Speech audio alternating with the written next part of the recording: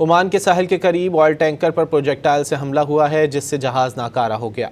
बरतानवी maritime trade operations agency के मुताबिक हमले में जहाज के इंजन रूम को नुकसान पहुंचा है, जबकि अमला महफूज रहा। गैर मुल्की मीडिया के मुताबिक हमले के बाद फौरी तौर पर किसी माहौलियाती नुकसान या तेल के रिसाव की इत्तला नहीं मिली। ओमान के साहिल के करीब ऑयल टैंकर पर प्रोजेक्टाइल से हमला हुआ है, जिससे जहाज नाकारा हो गया। बरतानवी मैरीटाइम ट्रेड ऑपरेशंस एजेंसी के मुताबिक हमले में जहाज के इंजन रूम को नुकसान पहुंचा है, जबकि अमला महफूज रहा। गैर मुल्की मीडिया के मुताबिक हमले के बाद फौरी तौर पर किसी माहौलियाती नुकसान या तेल के रिसाव की इत्तला नहीं मिली।